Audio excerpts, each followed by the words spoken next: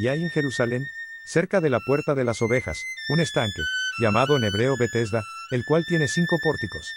En estos yacía una multitud de enfermos, ciegos, cojos y paralíticos, que esperaban el movimiento del agua. Porque un ángel descendía de tiempo en tiempo al estanque y agitaba el agua, y el que primero descendía al estanque después del movimiento del agua, quedaba sano de cualquier enfermedad que tuviese. Y había allí un hombre que hacía 38 años que estaba enfermo. Cuando Jesús lo vio acostado, y supo que llevaba ya mucho tiempo así, le dijo: ¿Quieres ser sano? Señor, le respondió el enfermo, no tengo quien me meta en el estanque cuando se agita el agua, y entre tanto que yo voy, otro desciende antes que yo. Jesús le dijo: levántate, toma tu lecho, y anda. Y al instante aquel hombre fue sanado, y tomó su lecho, y anduvo. Y era día de reposo aquel día. Entonces los judíos dijeron a aquel que había sido sanado: es día de reposo, no te es lícito llevar tu lecho. Él les respondió: el que me sanó, él mismo me dijo: toma tu lecho y anda.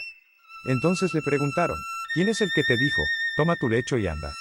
Y el que había sido sanado no sabía quién fuese, porque Jesús se había apartado de la gente que estaba en aquel lugar. Después le halló Jesús en el templo, y le dijo: mira, has sido sanado, no peques más, para que no te venga alguna cosa peor. El hombre se fue y dio aviso a los judíos, que Jesús era el que le había sanado. Y por esta causa los judíos perseguían a Jesús, y procuraban matarle, porque hacía estas cosas en el día de reposo. Y Jesús les respondió: mi Padre hasta ahora trabaja, y yo trabajo. Por esto los judíos aún más procuraban matarle, porque no solo quebrantaba el día de reposo, sino que también decía que Dios era su propio Padre, haciéndose igual a Dios.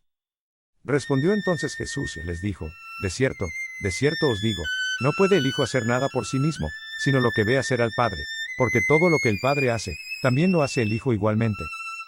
Porque el Padre ama al Hijo, y le muestra todas las cosas que él hace, y mayores obras que éstas le mostrará, de modo que vosotros os maravilléis.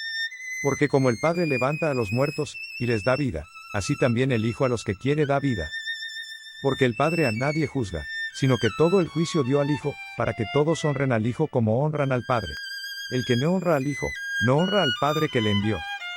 De cierto os digo, el que oye mi palabra, y cree al que me envió, tiene vida eterna, y no vendrá a condenación, mas ha pasado de muerte a vida. De cierto os digo, viene la hora, y ahora es, cuando los muertos oirán la voz del Hijo de Dios, y los que la oyeren vivirán. Porque como el Padre tiene vida en sí mismo, así también ha dado al Hijo el tener vida en sí mismo. Y también le dio autoridad de hacer juicio, por cuanto es el Hijo del hombre. No os maravilléis de esto, porque vendrá hora cuando todos los que están en los sepulcros oirán su voz, y los que hicieron lo bueno, saldrán a resurrección de vida, mas los que hicieron lo malo, a resurrección de condenación. No puedo yo hacer nada por mí mismo, según oigo, así juzgo, y mi juicio es justo, porque no busco mi voluntad, sino la voluntad del que me envió, la del Padre. Si yo doy testimonio acerca de mí mismo, mi testimonio no es verdadero. Otro es el que da testimonio acerca de mí, y sé que el testimonio que da de mí es verdadero. Vosotros enviasteis mensajeros a Juan, y él dio testimonio de la verdad. Pero yo no recibo testimonio de hombre alguno, mas digo esto, para que vosotros seáis salvos. Él era antorcha que ardía y alumbraba, y vosotros quisisteis regocijaros por un tiempo en su luz. Mas yo tengo mayor testimonio que el de Juan. Porque las obras que el Padre me dio para que cumpliese, las mismas obras que yo hago, dan testimonio de mí, que el Padre me ha enviado. También el Padre que me envió ha dado testimonio de mí. Nunca habéis oído su voz, ni habéis visto su aspecto, ni tenéis su palabra morando en vosotros. Porque a quien él envió, vosotros no creéis. Escudriñad las Escrituras, porque a vosotros os parece que en ellas tenéis la vida eterna, y ellas son las que dan testimonio de mí, y no queréis venir a mí para que tengáis vida. Gloria de los hombres no recibo. Mas yo os conozco, que no tenéis amor de Dios en vosotros. Yo he venido en nombre de mi Padre, y no me recibís, si otro viniere en su propio nombre, a ese recibiréis. ¿Cómo podéis vosotros creer, pues recibís gloria los unos de los otros, y no buscáis la gloria que viene del Dios único? No penséis que yo voy a acusaros delante del Padre, hay quien os acusa, Moisés, en quien tenéis vuestra esperanza. Porque si creyeseis a Moisés, me creeríais a mí, porque de mí escribió él. Pero si no creéis a sus escritos, ¿cómo creeréis a mis palabras? Y ahora, reflexionemos sobre lo que hemos leído. En Juan 5 se narra un momento clave del ministerio de Jesús que revela tanto su compasión como su autoridad divina. La escena comienza en Jerusalén, donde Jesús encuentra a un hombre enfermo desde hacía 38 años, acostado junto al estanque de Betesda. Este lugar era conocido por sus aguas, que se agitaban ocasionalmente, y se creía que quien entrara primero después del movimiento sería sanado. Jesús, al ver al hombre y conocer su larga historia de sufrimiento, le pregunta si quiere ser sano. La respuesta del enfermo refleja resignación y desesperanza, pues no tenía a nadie que lo ayudara. Entonces Jesús le dice, levántate, toma tu lecho y anda. Al instante el hombre es sanado. Este acto ocurre en sábado, lo que provoca un conflicto con los líderes religiosos, quienes consideran una violación de sus normas el cargar su lecho en día de reposo. El hombre señala que fue aquel que lo sanó quien le dijo que lo hiciera. Cuando luego se encuentra con Jesús en el templo, él le dice, no peques más, para que no te venga alguna cosa peor, lo cual sugiere una conexión entre su vida espiritual y su salud. Los líderes judíos, al saber que Jesús había sanado en sábado, comienzan a perseguirlo.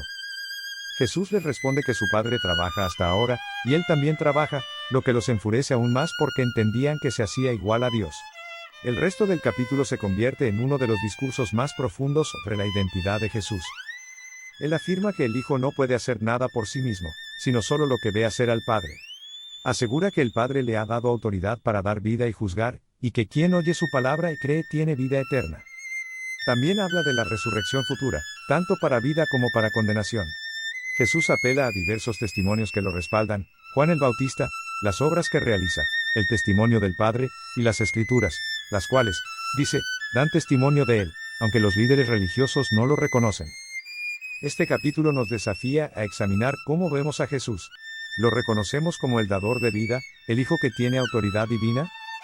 Los religiosos de la época lo vieron actuar, con compasión y sin pecado, haciendo obras milagrosas en favor de los necesitados. Ellos vieron cómo se cumplían las profecías una a una en Jesús. Aún así, lo rechazaron.